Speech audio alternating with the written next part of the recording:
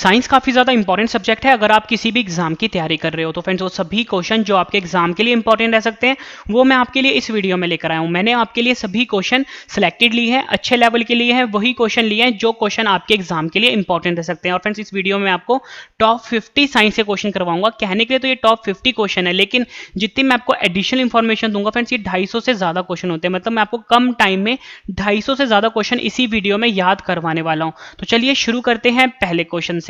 First question है हमारा, किस वैज्ञानिक ने हाइड्रोजन की खोज करी है? तो सही आंसर है option C, Henry Cavendish. Henry Cavendish जो वैज्ञानिक है, इन्होंने हाइड्रोजन की खोज करी है। फ्रेंड्स यहाँ पे ना हाइड्रोजन आया है, हाइड्रोजन का जो एटॉमिक नंबर होता है ये 1 होता है, ठीक है, और हाइड्रोजन का जो सिंबल होता है वो H होता है। फ्रेंड्स आपसे एग्जाम में क्वेश्चन पूछा जाता है कि जो हमारा मॉडर्न पीरियोडिक टेबल है, जिसे कि हम आधुनिक आवर्त सारणी भी कहते हैं, उसका पहला तत्व कौन सा है, यानी पहला एलिमेंट कौन सा है? तो आपका आंसर होगा हाइड्रोजन। हाइड्रोजन जो है ये जो आधुनिक आवर्त सारणी है जिसमें कि 118 तत्व है, यानी 118 एलिमेंट है, इसका पहला तत्व है हाइड्रोजन, यानी इसका परमाणु क्रमांक है 1। ये आपको याद रखना है, एग्जाम में पूछा जाता है।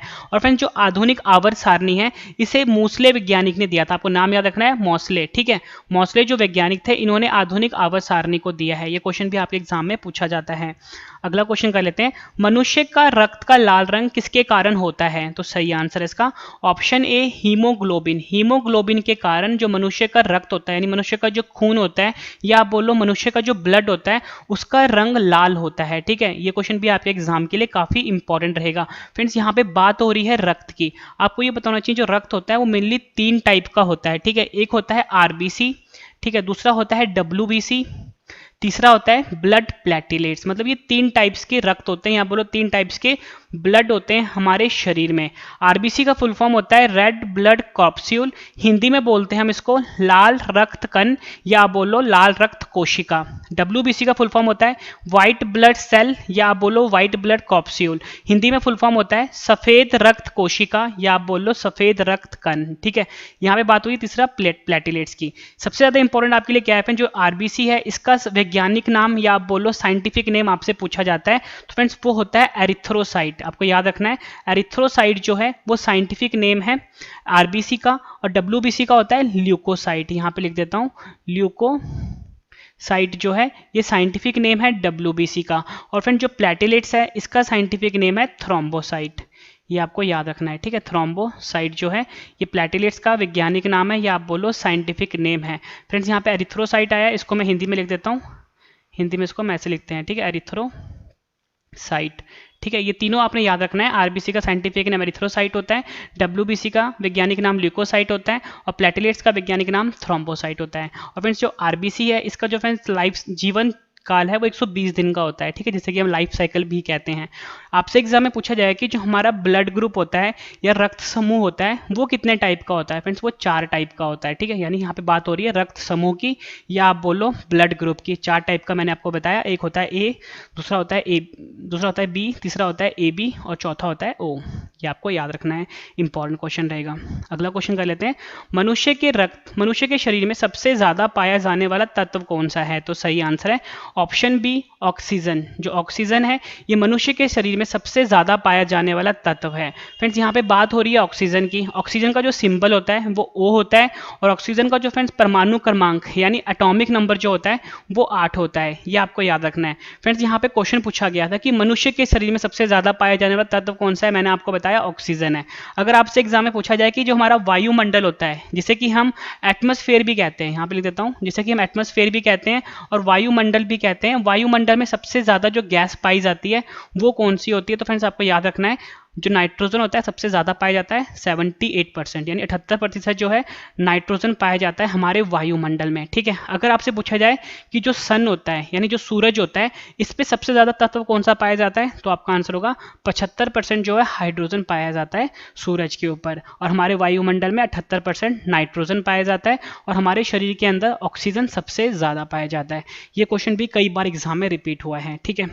नेक्स्ट क्वेश्चन कर लेते हैं, ये भी काफी ज्यादा इंपॉर्टेंट है और हर साल एग्जाम में पूछा ही जाता है। क्वेश्चन है हमारा, परमाणु बम किस अभिक्रिया पर आधारित होता है? तो सही आंसर है ऑप्शन ए, नाभिकीय विखंडन। आपको याद रखना है यहाँ पे परमाणु बम की बात हुई है। परमाणु बम जो होता है ये नाभिकीय विखंडन पर आधारित होता है। ठीक है, अगर आपसे पूछा जाए कि हाइड्रोजन बम किस पे आधारित होता है तो आपका आंसर होगा नाभिकीय संलयन। ठीक है, ये आपको याद रखना है। यहाँ पे बात हो रही है परमाणु बम की। मैंने आपको आंसर बताया कि जो परमाणु बम अभिक्रिया होता है वो नाभिकीय विखंडन पर कार्य करता है, और नाभिकीय विखंडन को हम न्यूक्लियर फिजन रिएक्शन भी कहते हैं। यहाँ पे लिख देता हूँ, न्यूक्लियर फिजन रिएक्शन भी कहते हैं। ठीक है, ये तो बात हो रही है फ्रेंड्स नाभिकीय विखंडन की। आपको इस शब्द से पता लग रहा है विखंडन का मतलब क्या होता है? टूटना। यही होता है ना विखंडन का मतलब टूटना, यानी कि इसमें जो फ्रेंड्स यूरेनियम होता है, ध्यान रखना है आपने, इसमें यूरेनियम का हम इस्तेमाल करते हैं। ये एक रेडियो एक्टिव एलिमेंट है, या आप बोलो रेडियो धर्मी तत्व है। ठीक है, यूरेनियम, उसका सिंबल होता है यू। ठीक है, और इसका जो फ्रेंड्स परमाणु क्रमांक होता है 92 होता है, और इसका जो मास नंबर होता है 235 होता है। ठीक है, इसमें हम यूरेनियम का इस्तेमाल करते हैं। आपसे एग्जाम में पूछा जाएगा कि जो नाभिकीय विखंडन रिएक्शन होता है, यानी नाभिकीय विखंडन अभिक्रिया होता है, उसमें हम किसका इस्तेमाल करते हैं? आपका आंसर होगा यूरेनियम का इस्तेमाल करते हैं। ठीक है, इस रिएक्शन को स्टार्ट करने के लिए इसमें हम न्यूट्रॉन का इस्तेमाल करते हैं। किसका इस्तेमाल करते हैं? न्यूट्रॉन का। न्यूट्रॉन को हम N से लिखते हैं, और न्यूट्रॉन को हम इस तरह से लिखते हैं। ठीक है, नीचे 0 आता है, ऊपर 1 आता है। इसमें हम क्या करेंगे? न्यूट्रॉन को हिट कराएंगे, मतलब न्यूट्रॉन को काफी तेज गति से टकराएंगे यूरेनियम के साथ। इससे क्या होगा? हमारा रिएक्शन स्टार्ट होगा। रिएक्शन स्टार्ट होगा तो जो यूरेनियम है ये टूटेगा बेरियम में। बेरियम को हम लिखते हैं Ba से। Ba क्या है? हमारा बेरियम है, और ये टूटेगा किसमें? क्रिप्टॉन में। ठीक है, क्रिप्टॉन को हम लिखते हैं Kr से। Ba का जो फ्रेंड्स परमाणु क्रमांक होता है 56 होता है, 56 होता है, और इसका जो मास नंबर है वो होता है 139। ठीक है फ्रेंड्स, ये जो मास नंबर है इसको जो हिंदी में बोलते हैं वो मैं आपको बता देता हूँ। मास नंबर को हिंदी में बोलते हैं हम परमाणु भार। याद रखना है, मास नंबर को हम परमाणु भार हिंदी में बोलते हैं। और मैंने आपको बताया बेरियम और क्रिप्टॉन में टूटा है। क्रिप्टॉन का जो एटॉमिक नंबर होता है, यानी परमाणु क्रमांक होता है, वो 36 होता है, और मास नंबर होता है 95। ठीक है, ये तो बात हो गई। और फ्रेंड इसके साथ आपने ध्यान रखना है कि मैंने एक न्यूट्रॉन को हिट करवाया था। यहाँ पे एक न्यूट्रॉन है ना ये। ठीक है, और जो साथ में फ्रेंड 3 न्यूट्रॉन पैदा हो गए हमारे, यानी कि जो रिएक्शन जब खत्म हुआ तो बेरियम और क्रिप्टॉन के साथ हमें 3 न्यूट्रॉन मिले। मतलब कि हमने एक न्यूट्रॉन दिया था, 3 पैदा हो गए। फिर 3 से कितने पैदा होंगे फ्रेंड्स? 3 से फिर 9 पैदा होंगे। फिर 9 से कितने हो जाएंगे? 27 हो जाएंगे। मतलब फ्रेंड्स ये जो रिएक्शन है ये रिएक्शन चेन रिएक्शन में बदल गया। तो आपसे एग्जाम में पूछा जाएगा कि किस रिएक्शन को चेन रिएक्शन भी कहते हैं, तो आपका आंसर होगा नाभिकीय विखंडन जो रिएक्शन होता है इसको चेन रिएक्शन के नाम से भी जानते हैं। और मैंने आपको यहाँ पे प्रूफ करवाया कि एक न्यूट्रॉन को हमने हिट किया था, 3 न्यूट्रॉन पैदा हो गए यहाँ पे। फिर 3 से फ्रेंड्स 9 होंगे, 9 से 27 होंगे, और ये रिएक्शन बढ़ता जाएगा और रिएक्शन कभी खत्म नहीं होगा। इसलिए परमाणु बम काफी खतरनाक होता है। इसलिए हम कहते हैं कि परमाणु बम जो है काफी खतरनाक होता है, और इसमें ये रिएक्शन रुकता नहीं है। ठीक है, इंपॉर्टेंट रहेगा आपके लिए। अगला क्वेश्चन कर लेते हैं, इलेक्ट्रॉन की खोज किस वैज्ञानिक ने की थी? सही आंसर है ऑप्शन डी, जे थॉमसन। जो जे थॉमसन वैज्ञानिक थे, इन्होंने इलेक्ट्रॉन की खोज करी थी। फ्रेंड्स यहाँ पे बात हो रही है इलेक्ट्रॉन की। इलेक्ट्रॉन जो होता है इसके ऊपर आपने ध्यान रखना है नेगेटिव चार्ज होता है, या आप बोलो माइनस वाला चार्ज होता है इलेक्ट्रॉन के ऊपर। ठीक है, एक क्वेश्चन आपसे पूछा जाता है कि जो परमाणु होता है, ठीक है, परमाणु को हम एटम भी कहते हैं इंग्लिश में, परमाणु को हम एटम भी बोलते हैं। आपसे पूछा जाएगा कि परमाणु के अंदर क्या क्या होता है, तो आपने ध्यान रखना है परमाणु के अंदर इलेक्ट्रॉन होता है, यहाँ पे लिख देता हूँ, इलेक्ट्रॉन होता है, दूसरा होता है प्रोटॉन, यहाँ पे लिख देता हूँ प्रोटॉन, तीसरा होता है फ्रेंड्स न्यूट्रॉन। ठीक है, तीसरा होता है न्यूट्रॉन। यानी कि जो परमाणु है यानी जो एटम है इसके अंदर 3 चीजें होती हैं, एक होता है इलेक्ट्रॉन, दूसरा होता है प्रोटॉन, तीसरा होता है न्यूट्रॉन। ये आपने याद करना है। अगर आपसे एग्जाम में पूछा जाए कि जो न्यूक्लियस होता है, ठीक है, जो न्यूक्लियस होता है जिसको कि हम नाभिक भी कहते हैं, नाभिक के अंदर क्या क्या होता है, तो बस नाभिक के अंदर सिर्फ 2 चीजें होती हैं, एक होता है प्रोटॉन, दूसरा होता है हमारा न्यूट्रॉन। ठीक है, क्या बताया मैंने आपको कि जो परमाणु होता है यानी जो एटम होता है उसके अंदर 3 चीजें होती है, एक होता है इलेक्ट्रॉन, दूसरा होता है प्रोटॉन, तीसरा होता है न्यूट्रॉन। ठीक है, जो न्यूक्लियस होता है यानी जो नाभिक होता है इसमें सिर्फ 2 चीजें होती हैं, एक प्रोटॉन होता है, दूसरा न्यूट्रॉन होता है। ठीक है, ये आपने ध्यान रखना है। फ्रेंड्स यहाँ पे ना इलेक्ट्रॉन की बात हुई है, ये तो मैंने आपको बता दिया, इसके बाद नेगेटिव चार्ज होता है। इसकी जो फ्रेंड्स वैल्यू होती है वो आपके लिए इंपॉर्टेंट है, वो होती है -1.6 × 10⁻⁻19 कूलम्ब। यहाँ पे सी लिखा होता है, सी का मतलब कूलम्ब होता है। ठीक है, यानी कि मैंने क्या लिखवाया आपको, -1.6 × 10⁻⁻19 कूलम्ब जो है इलेक्ट्रॉन के ऊपर चार्ज होता है। इंपॉर्टेंट क्वेश्चन रहेगा आपके एग्जाम के लिए। फ्रेंड्स मैं आपको बता दूं इस वीडियो में आपको 52 क्वेश्चन करवाने वाला हूँ। जब आपके 52 क्वेश्चन कंप्लीट हो जाएंगे एक बार फिर से फटाफट से रिवीजन करवा दूंगा, ताकि फ्रेंड्स आपको सभी क्वेश्चन इसी वीडियो में अच्छे से समझ में आ जाएं और याद भी हो जाएं। उसके बाद फ्रेंड्स मैंने आपके लिए इन सभी क्वेश्चन का ऑनलाइन टेस्ट भी रखा है। मैं आपको इतनी शॉर्ट ही देता हूँ, पूरा वीडियो देखने के बाद एक एक क्वेश्चन मैं आपको इसी वीडियो में अच्छे से याद करवा दूंगा, ठीक है।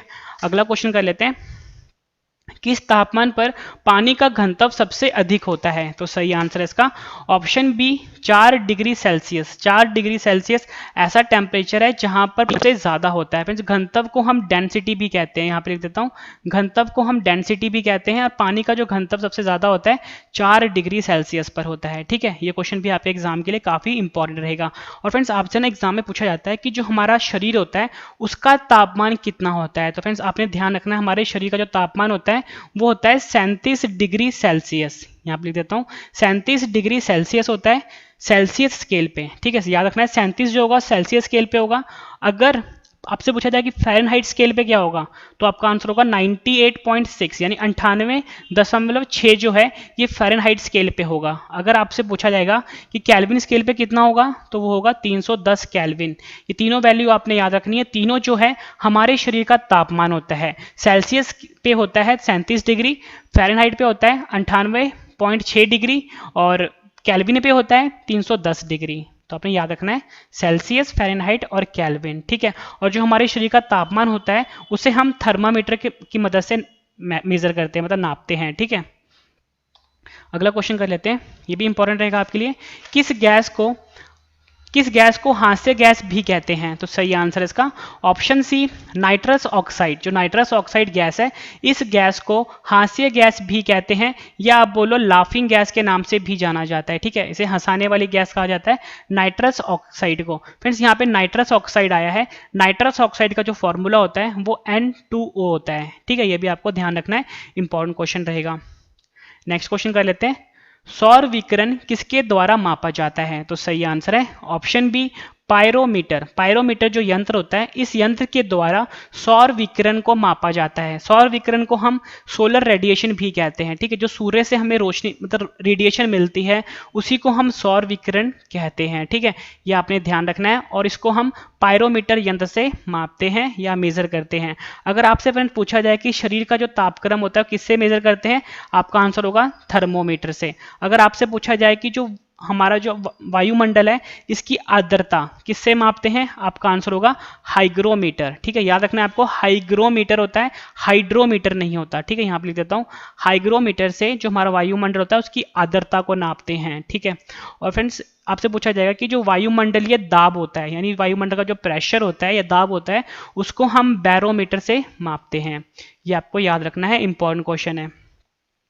नेक्स्ट क्वेश्चन कर लेते हैं, प्रकाश संश्लेषण में पौधों द्वारा किस गैस का उपयोग होता है? तो सही आंसर है option D carbon dioxide. Carbon dioxide का उपयोग होता है प्रकाश संश्लेषण में पौधों के द्वारा। फ्रेंड्स देखो, कार्बन डाइऑक्साइड का फॉर्मूला होता है CO2, ये भी आपको याद रखना है। कार्बन और ऑक्सीजन होते हैं CO2 में, और फॉर्मूला क्या है CO2, ये आपको याद रखना है, एग्जाम में पूछा जाता है कार्बन डाइऑक्साइड का फॉर्मूला, ठीक है। और मैंने आपको बताया प्रकाश संश्लेषण, प्रकाश संश्लेषण को फ्रेंड्स हम फोटोसिंथेसिस बोलते हैं, ठीक है, इंग्लिश में। और मैं आपको समझाता हूँ ये होता क्या है। फ्रेंड देखो, प्रकाश संश्लेषण का मतलब यह होता है कि जो पौधे होते हैं यानी जो पेड़ होते हैं ये अपना खाना बनाते हैं सूर्य की मौजूदगी में। इसी प्रोसेस को हम बोलते हैं प्रकाश संश्लेषण, या आप बोलो फोटोसिंथेसिस। फ्रेंड्स आपको ये दोनों नाम याद रखने हैं, फोटोसिंथेसिस भी और प्रकाश संश्लेषण। कभी कभी आपको ना फोटोसिंथेसिस दे देते हैं एग्जाम में, ठीक है। एसएससी के पेपर में पूछा गया था तो वहाँ पे उन्होंने फोटोसिंथेसिस दिया था, हिंदी मीडियम वालों को भी फोटोसिंथेसिस ही दिया था। तो आपको दोनों नाम याद रखने हैं, ठीक है। और इंपॉर्टेंट क्वेश्चन रहेगा, और इसमें कार्बन डाइऑक्साइड गैस का उपयोग होता है। और मैंने आपको बताया प्रकाश संश्लेषण में क्या होता है, जो पौधे होते हैं अपना खाना बनाते हैं सूर्य की मौजूदगी में, ठीक है। इसी को हम प्रकाश संश्लेषण कहते हैं, या आप बोलो फोटोसिंथेसिस कहते हैं। ये क्वेश्चन भी आपके एग्जाम के लिए इंपॉर्टेंट रहेगा। फ्रेंड्स मैं आपको बता रहा हूँ जितने भी क्वेश्चन हैं आपको इसमें एक भी गलती नहीं है, सारे क्वेश्चन अच्छे से क्रॉस चेक किए हुए हैं। तो आप सभी क्वेश्चन अच्छे से समझ लो, नोट्स बना लो, और जो मैं आपको एडिशनल इंफॉर्मेशन दे रहा हूं सब आपके लिए इंपॉर्टेंट है क्योंकि एग्जाम में पूछे गए हैं, ठीक है। नेक्स्ट क्वेश्चन कर लेते हैं, किस तत्व का परमाणु क्रमांक तथा परमाणु भार दोनों एक समान होते हैं। फिर ध्यान से सुनना इस क्वेश्चन को। क्वेश्चन ये कह रहा है कि कौन सा तत्व है जिसका परमाणु क्रमांक और परमाणु भार दोनों एक समान होते हैं। तो सही आंसर है इसका ऑप्शन डी, हाइड्रोजन। हाइड्रोजन एक ऐसा तत्व है जिसका परमाणु क्रमांक और परमाणु भार एक जैसा होता है। परमाणु क्रमांक को मैंने आपको बताया कि एटॉमिक नंबर बोलते हैं, ठीक है, एटॉमिक नंबर बोलते हैं, और इसको हमेशा हम जेड से लिखते हैं। आपका एग्जाम में पूछा जाता है कि जो परमाणु क्रमांक होता है यानी एटॉमिक नंबर होता है उसको हम किस सिंबल से लिखते हैं, तो आपका आंसर होगा जेड से लिखते हैं, ठीक है। अगर आपसे पूछा जाए कि ये जो परमाणु भार है इसको हम किससे लिखते हैं, तो आपका आंसर होगा फ्रेंड्स परमाणु भार को हम ए से लिखते हैं, ठीक है, आपको याद रखना है। परमाणु क्रमांक को जेड से लिखते हैं, परमाणु भार को ए से लिखते हैं। और हाइड्रोजन एक ऐसा तत्व है जिसका परमाणु क्रमांक तथा परमाणु भार दोनों बराबर होते हैं, यानी कि परमाणु क्रमांक भी एक होता है और परमाणु भार भी एक होता है, ठीक है। यानी कि जो हाइड्रोजन होता है उसको हम इस तरह से लिखते हैं, ठीक है। ये इसका होता है परमाणु क्रमांक, नीचे हमेशा परमाणु क्रमांक आता है, ऊपर हमेशा परमाणु भार आता है, यानी कि दोनों एक एक है। तो ये अकेला तत्व ऐसा है हमारी आवर्त सारणी में जिसका परमाणु क्रमांक तथा परमाणु भार दोनों बराबर होते हैं। इंपॉर्टेंट क्वेश्चन रहेगा। नेक्स्ट क्वेश्चन कर लेते हैं, रक्त संचार की प्रणाली का पता सबसे पहले किस वैज्ञानिक ने लगाया था। तो सही आंसर है ऑप्शन ए, विलियम हार्वे। जो विलियम हार्वे वैज्ञानिक थे इन्होंने रक्त संचार की प्रणाली का पता सबसे पहले लगाया था। काफी ज्यादा इंपॉर्टेंट क्वेश्चन है फ्रेंड्स। आपसे ना एग्जाम में क्वेश्चन पूछा जाता है कि जो हमारा शरीर होता है उसका सामान्य रक्तदाब कितना होता है, तो आपका आंसर होगा 120/80 mm ऑफ Hg, ठीक है। 120/80 mm ऑफ Hg जो है ये सामान्य रक्तदाब होता है मानव शरीर का। फ्रेंड्स ये जो Hg होता है ना इसको हम पारा बोलते हैं, ये पारा तत्व का सिंबल होता है, ठीक है। पारा को इंग्लिश में हम मरकरी कहते हैं, ठीक है। इंपॉर्टेंट क्वेश्चन रहेगा। नेक्स्ट क्वेश्चन कर लेते हैं, मानव शरीर का कौन सा अंग पित्त को उत्पन्न करता है। तो सही आंसर है ऑप्शन डी, यकृत। जो यकृत है ये मानव शरीर का वो है अंग है जो पित्त को उत्पन्न करता है। फ्रेंड्स यहाँ पे पित्त शब्द आया है, पित्त को हम बाइल जूस भी कहते हैं, ठीक है। ये क्वेश्चन तो फ्रेंड्स आपने इसका आंसर कईयों को आता होगा कि जो पित्त है वो यकृत उत्पन्न करता है जिसको कि हम लीवर कहते हैं, ठीक है।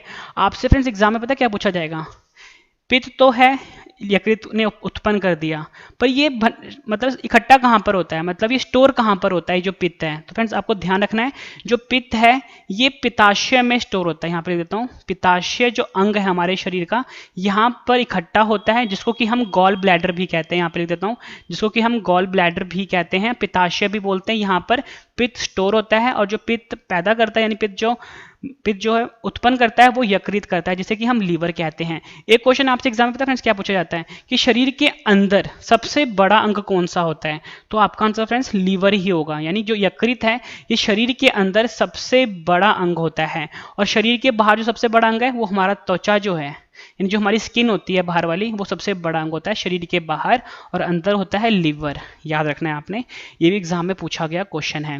नेक्स्ट क्वेश्चन कर लेते हैं, मनुष्य के लार में कौन सा एंजाइम पाया जाता है। तो सही आंसर है ऑप्शन ए, टॉयलिन। जो टॉयलिन एंजाइम जो है ये मनुष्य के लार में पाया जाता है। लार को हम सलाइवा भी कहते हैं। फ्रेंड्स हमारे मुंह के अंदर जो हमारा जो मुख होता है, जो हमारी जीभ होती है उसके अंदर फ्रेंड्स आप देखते हो एक लिक्विड होता है, ठीक है। उस लिक्विड को ही हम लार कहते हैं और इंग्लिश में हम सलाइवा कहते हैं। और फ्रेंड्स उसमें ना एक एंजाइम होता है जिसका नाम टॉयलिन होता है। ये नाम आपने याद रखना है, काफी ज्यादा इंपॉर्टेंट है, एग्जाम में पूछा गया है। अगला क्वेश्चन कर लेते हैं, काफी ज्यादा इंपॉर्टेंट है, एक्सरे का आविष्कार किस वैज्ञानिक ने किया था। सही आंसर है ऑप्शन बी, रॉन्टगन। जो रॉन्टगन वैज्ञानिक थे इन्होंने एक्सरे का आविष्कार किया था। फ्रेंड्स एक्सरे वही है जब कभी भी किसी इंसान का फ्रैक्चर हो जाता है वो डॉक्टर के पास जाता है एक्सरे करवाने के लिए, ये उसी एक्सरे की बात हो रही है, ठीक है। फ्रेंड्स आपने एक्सरे शब्द कितनी बार सुना होगा, कम से कम 100 बार 500 बार सुना होगा। क्या कभी आपने सोचा कि एक्सरे में एक्स का मतलब क्या होता है। एक्स का मतलब होता है फ्रेंड्स अननोन, ठीक है। अननोन का मतलब ये है फ्रेंड्स, मैं आपको समझाता हूँ। ये जो वैज्ञानिक थे जब इन्होंने एक्सरे की खोज करी थी उसमें जो फ्रेंड्स किरणें निकली थी, ठीक है, ये जो रे का मतलब किरण ही होता है, उस किरने को इसने एक्स कहा था। मतलब जो वैज्ञानिक थे रॉन्टगन उनको खुद भी नहीं पता था कि ये कौन सी किरणें हैं, ठीक है। तो इसलिए उन्होंने उसका नाम दे दिया एक्सरे, और एक्सरे का मतलब है अननोन, मतलब कि नहीं मालूम क्या कौन सी किरणें हैं, लेकिन है कोई किरणें, ठीक है। ये आपने ध्यान रखना है। अगला क्वेश्चन कर लेते हैं, शुष्क बर्फ क्या होता है। तो सही आंसर है इसका ऑप्शन ए, ठोस कार्बन डाइऑक्साइड। ठोस कार्बन डाइऑक्साइड को ही हम शुष्क बर्फ कहते हैं। शुष्क बर्फ का मतलब होता है ड्राई आइस, ठीक है। यानी कि ड्राई आइस क्या होता है, ठोस कार्बन डाइऑक्साइड होता है, ठीक है। और मैंने आपको ऊपर ही बताया था कार्बन डाइऑक्साइड का फॉर्मूला होता है CO2। इंपॉर्टेंट है। फ्रेंड्स इसके बाद जो मैं आपको रिवीजन करवाने वाला हूँ ना, रिवीजन आपके लिए बहुत इंपॉर्टेंट है। इससे आपको सभी क्वेश्चन इसी वीडियो में याद हो जाएंगे और आपकी नॉलेज चेक करने के लिए लास्ट में मैंने आपके लिए ऑनलाइन टेस्ट भी रखा है। नेक्स्ट क्वेश्चन कर लेते हैं, शुद्ध जल का पीएच मान कितना होता है? तो सही आंसर है ऑप्शन सी 7। 7 जो है शुद्ध जल का पीएच मान होता है। फ्रेंड्स यहाँ पे बात हो रही है पीएच की, ठीक है। उसके बाद पीएच का फुल फॉर्म जो होता है वो होता है पोटेंशियल ऑफ हाइड्रोजन, हिंदी में बोलते हैं पावर ऑफ हाइड्रोजन। फिर से बता देता हूँ, यहाँ पे वर्ड आया है पीएच, पीएच का फुल फॉर्म होता है पोटेंशियल ऑफ हाइड्रोजन और पावर ऑफ हाइड्रोजन भी कहते हैं, ठीक है। यह एक तरह का फ्रेंड्स स्केल होता है जिससे कि हम चेक करते हैं कि जो कोई भी हमारे पास घोल है, यानी कोई भी जो हमारे पास लिक्विड है वो एसिडिक है, ठीक है, एसिडिक है, बेसिक है या न्यूट्रल है, ठीक है। एसिडिक को हिंदी में हम बोलते हैं अम्लीय, मतलब जो हमारे पास घोल है वो अम्लीय घोल है।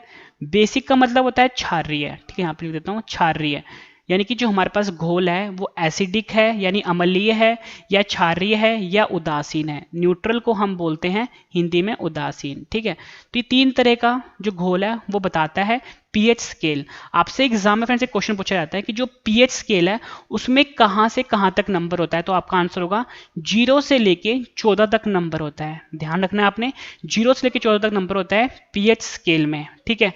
बीच में आता है हमेशा 7 नंबर, ठीक है। 7 नंबर जो होगा, अगर कोई भी जो घोल है उसका नंबर अगर 7 आता है, कोई भी घोल का पीएच 7 आएगा तो समझ लो फ्रेंड्स वो जो पीएच है वो न्यूट्रल है, ठीक है। क्या है? न्यूट्रल है या बोलो उदासीन है। अगर कोई भी घोल है उसका पीएच नंबर जो है 7 से कम आता है तो फ्रेंड्स वो है अम्लीय। क्या है? अम्लीय है। अम्लीय का मतलब क्या हुआ? एसिडिक है। जितना 0 के पास होगा, मतलब 1 अगर 2 होगा तो वो उतना ही तेज अम्लीय होगा, ये आपने ध्यान रखना है। उसके बाद 7 से जब हम इस तरफ जाते हैं 14 की तरफ, ठीक है, वो जो कोई भी सोल्यूशन का नंबर आएगा तो वो हमेशा क्षारीय होगा या आप बोलो बेसिक होगा। जितना 14 के पास होगा यानी कि 12 13 वाला, वो उतना ही तेज क्षारीय होगा या बेसिक होगा। फ्रेंड्स ये बात हो गई पीएच स्केल की, मैंने पूरा टॉपिक समझा दिया आपको, ठीक है। जो क्वेश्चंस आने थे मैंने आपको बता दिया। एग्जाम में पूछा जाएगा कितना स्केल होता है, नंबर कहाँ से जाता है, 0 से लेकर 14 तक नंबर जाता है, ठीक है। 7 नंबर होता है क्षारीय का। आपसे पूछा जाएगा कि अम्लीय कौन सा होता है, 7 से कम जो होगा अम्लीय होगा। क्षारीय कौन सा होता है, 7 से ज़्यादा होगा क्षारीय होगा, ठीक है। ये सब मैंने जो आने थे क्वेश्चन मैंने आपको समझा दिया। अब आपसे फ्रेंड्स पूछा जाता है कि जो हमारा रक्त होता है यानी जो हमारा खून होता है उसका पीएच कितना होता है, 7.4 होता है, ये आपने ध्यान रखना है। आपसे पूछा जाएगा कि जो नमक होता है, जो घर में हम नमक खाते हैं उसका पीएच कितना होता है, फ्रेंड्स वो 7 होता है। फ्रेंड्स नमक को ना हम NaCl भी बोलते हैं, मतलब सोडियम क्लोराइड भी बोलते हैं। NaCl आपने याद रखना है, सोडियम क्लोराइड का फॉर्मूला होता है NaCl, जो कि हम नमक को कहते हैं। आपसे पूछा जाएगा कि NaCl का पीएच कितना होता है, वो भी 7 होता है, क्योंकि मैंने आपको बताया कि नमक का 7 होता है और नमक को ही हम NaCl कहते हैं यानी सोडियम क्लोराइड कहते हैं, यानी कि नमक और NaCl का पीएच कितना हुआ, 7 हुआ। आपसे पूछा जो हमारे जो आंखों के आंसू होते हैं उसका पीएच कितना होता है, उसका पीएच भी 7.4 होता है, ठीक है। नींबू का पीएच कितना होता है, वो होता है 2.4, ठीक है। ये कुछ पॉइंट्स हैं एग्जाम्पल के लिए इंपॉर्टेंट, वो मैंने आपको बता दिया। अगला क्वेश्चन कर लेते हैं, रक्तदाब किस यंत्र द्वारा मापा जाता है? तो सही आंसर है ऑप्शन सी स्फिग्मोमैनोमीटर। स्फिग्मोमैनोमीटर यंत्र होता है, इसके द्वारा हम रक्तदाब को मापते हैं। और मैंने आपको बताया कि जो मनुष्य का रक्तदाब होता है, स्वस्थ मनुष्य का रक्तदाब होता है वो 120/80 mm ऑफ Hg होता है। ये भी एग्जाम में पूछा गया क्वेश्चन है, कई बार पूछा गया क्वेश्चन ये, ठीक है। और फ्रेंड्स ये जो स्फिग्मोमैनोमीटर यंत्र होता है ना, आप कभी भी डॉक्टर के पास जाते हो, ठीक है, डॉक्टर क्या करेगा फ्रेंड्स, आपका जो हाथ होता है उसमें एक पट्टी सी बांधता है काले रंग की, ठीक है, आपके बाजू में पट्टी बांधेगा। उसके बाद उसके हाथ में एक छोटा सा पंप होता है यहाँ पे गोल सा, उसको दबाता है और मीटर में ना रीडिंग आती है। फ्रेंड्स इसी यंत्र को हम स्फिग्मोमैनोमीटर कहते हैं, जिससे कि हम रक्तदाब को मापते हैं। इंपॉर्टेंट क्वेश्चन है। पहला क्वेश्चन है हमारा, हाइड्रोजन का रेडियोधर्मी समस्थानिक कौन सा है? तो सही आंसर है इसका ऑप्शन बी ट्राइटियम। ट्राइटियम को हम ट्रीटियम भी बोलते हैं, जैसे यहाँ पे ट्राइटियम लिखा है ना, कभी कभी आपको ऑप्शन में ट्रीटियम भी दिया होगा, ठीक है, ट्रीटियम भी दिया होगा। ये हाइड्रोजन का रेडियोधर्मी समस्थानिक है। फ्रेंड्स ये जो रेडियो समस्थानिक होता है इसको हम बोलते हैं आइसोटोप बोलते हैं, ठीक है, यहाँ पे लिख देता हूँ, इसको हम आइसोटोप बोलते हैं समस्थानिक।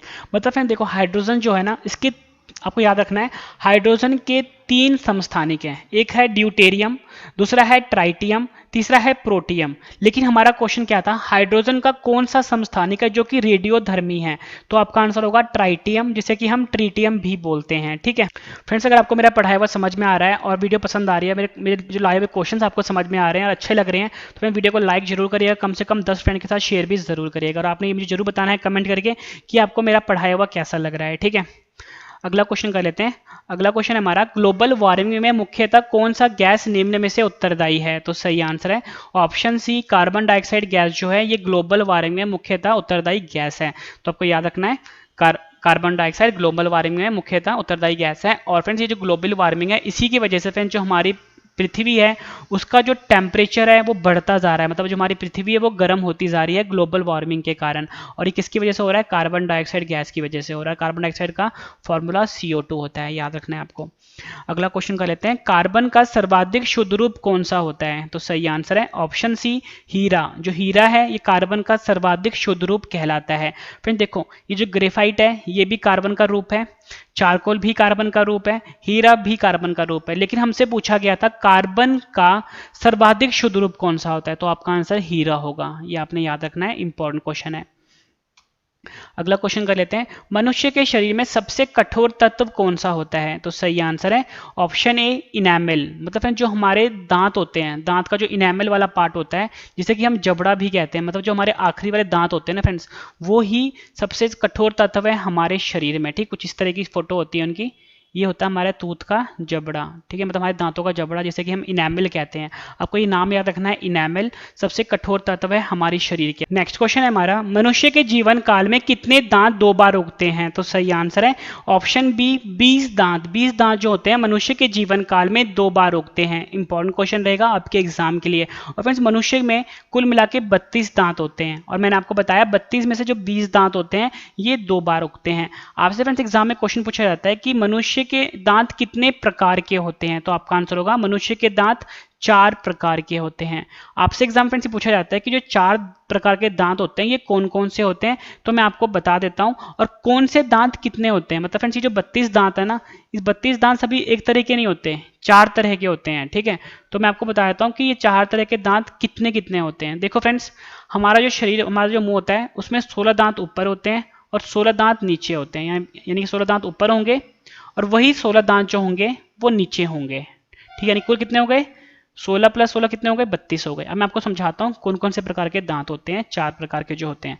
देखो फ्रेंड्स, 4 दांत हम बात कर रहे हैं, 4 दांत जो होंगे वो होंगे इंसीजर। क्या बोलते हैं उनको, इंसीजर, जिसको कि हम हिंदी में बोलते हैं कृंतक। कृंतक बोलते हैं हिंदी में। ये 4 ऊपर होते हैं, 4 नीचे होंगे। ठीक है, उसके बाद फ्रेंड दूसरा तरह का जो दांत होता है वो होता है कैनाइन। ये होते हैं 2 ऊपर 2 नीचे। कौन से, कैनाइन, जिसको कि फ्रेंड्स हिंदी में हम बोलते हैं रदनक। यहाँ पे लिख देता हूँ, जिसको हिंदी में बोलते हैं हम रदनक। ये 2 ऊपर होते हैं, 2 नीचे होते हैं। कुल कितने हो गए फ्रेंड्स, ये 2 + 2 कितने हो गए, 4 हो गए। ठीक है, और ये 4 ऊपर 4 नीचे, कौन से, इंसीजर। उसके बाद फ्रेंड्स 4 दांत जो होते हैं वो होते हैं हमारे प्रीमोलर। 4 कौन से होते हैं, प्रीमोलर, यानी 4 ऊपर प्रीमोलर होंगे, 4 नीचे प्रीमोलर होंगे। और प्रीमोलर को हिंदी में बोलते हैं हम अग्रचर्वनक। ठीक है, यहाँ पे लिख देता हूँ, अग्र, प्रीमोलर को हिंदी में बोलते हैं हम अग्रचर्वनक। ठीक है, और 6 होते हैं हमारे मोलर। 6 होते हैं मोलर दांत, मतलब 6 ऊपर होंगे मोलर, 6 नीचे होंगे मोलर। कुल मिला के फ्रेंड्स ये दांत जो हो रहे हैं 32 होते हैं। ठीक है, और मोलर को हिंदी में हम बोलते हैं चर्वनक। यहाँ पे लिख देता हूँ, चर्वनक। ठीक है, ये आपको याद रखना है, 4 तरह के दांत कौन कौन से होते हैं और कितने कितने होते हैं ये भी आपको याद रखना है। ये एग्जाम में पूछा गया क्वेश्चन है। अगला क्वेश्चन है हमारा, कमरे में रखे रेफ्रिजरेटर का दरवाजा खोलने से कमरे के तापमान पर क्या प्रभाव पड़ेगा। फ्रेंड्स कुछ लोग ऐसे होते हैं, वो सोचते हैं कि घरों में हमने एसी नहीं लगवाना, हम क्या करेंगे, जिस कमरे में फ्रिज लगा हुआ है, मतलब जिस कमरे में हमारा रेफ्रिजरेटर लगा हुआ है वो रेफ्रिजरेटर अंदर से काफ़ी ठंडा होता है। वो सोचते हैं कि अगर हम रेफ्रिजरेटर का दरवाजा खोल देंगे तो पूरा रूम ठंडा हो जाएगा, पर लेकिन फ्रेंड्स ऐसा नहीं होता। हमारा क्वेश्चन क्या था, कमरे में रखे रेफ्रिजरेटर का दरवाजा खोलने से कमरे के तापमान पर क्या प्रभाव पड़ेगा। फ्रेंड्स हमारा जो तापमान होगा वो बढ़ जाएगा, मतलब कि अगर आप गेट खोल के रखोगे, रेफ्रिजरेटर का दरवाजा खोल के रखोगे तो तापमान है वो बढ़ जाएगा, यानी गर्मी बढ़ जाएगी कमरे के अंदर। ठीक है, ठंडा नहीं होगा जब तक, अगर आपने जैसे दरवाजा ज़्यादा देर तक खोल दिया रेफ्रिजरेटर का, फ्रिज का, तो अंदर गर्मी बढ़ जाएगी। तो आपने ध्यान रखना है, तापमान जो है बढ़ जाएगा। ये क्वेश्चन भी एग्जाम में पूछा गया क्वेश्चन है। ठीक है, अगला क्वेश्चन कर लेते हैं, काफी बार एग्जाम में पूछा गया है, सिंदूर का रासायनिक नाम क्या होता है? तो सही आंसर है ऑप्शन ए मर्क्यूरिक सल्फाइड। जो मर्क्यूरिक सल्फाइड है ये सिंदूर का रासायनिक नाम होता है। फ्रेंड्स आपसे ना एग्जाम में पूछा जाता है कि जो सिंदूर होता है ये किसका मिश्रण होता है? तो आपका आंसर होगा मरकरी का मिश्रण होता है। यहाँ पे लिख देता हूँ मरकरी और सल्फर का मिक्सचर होता है। यहाँ पे लिख देता हूँ मरकरी और सल्फर का मिक्सचर होता है। मरकरी का जो फ्रेंड सिंबल होता है वो Hg होता है, सल्फर का सिंबल होता है S। ठीक है, यानी कि मरकरी जिसे कि हिंदी में पारा भी बोलते हैं और सल्फर का मिश्रण होता है सिंदूर। ठीक है, और मैंने आपको बताया इसका रासायनिक नाम होता है मर्क्यूरिक सल्फाइड और इसका जो फॉर्मूला है मर्क्यूरिक सल्फाइड का वो होता है HgS। ये भी आपको याद रखना है। जितनी भी आपको एडिशनल इन्फॉर्मेशन दे रहा हूँ फ्रेंड्स सब अपने आप में क्वेश्चन है और एग्जाम में कई बार पूछे गए हैं। ठीक, कई बार। अगला क्वेश्चन कर लेते हैं, ये भी इंपॉर्टेंट क्वेश्चन है, दही का खट्टापन किस अम्ल की उपस्थिति के कारण होता है? तो सही आंसर है इसका ऑप्शन बी है लैक्टिक अम्ल। लैक्टिक अम्ल के कारण जो दही होता है वो दही में खट्टापन आता है। ठीक है, तो आपको याद रखना है लैक्टिक अम्ल के कारण दही में खट्टापन आता है। कभी कभी फ्रेंड्स आपसे एग्जाम में पूछा जाता है कि अभी एसएससी का पेपर हुआ था CGL का, उसमें पूछा गया था कि लैक्टिक अम्ल का जो फॉर्मूला होता है वो क्या होता है? लैक्टिक अम्ल का फॉर्मूला होता है C3H6O3। याद रखना है आपको, लैक्टिक अम्ल का जो फॉर्मूला होता है C3H6O3 होता है। फिर से लिख देता हूँ C3H6O3 फॉर्मूला होता है लैक्टिक अम्ल का, और दही जो खट्टा होता है वो लैक्टिक अम्ल के कारण ही होता है।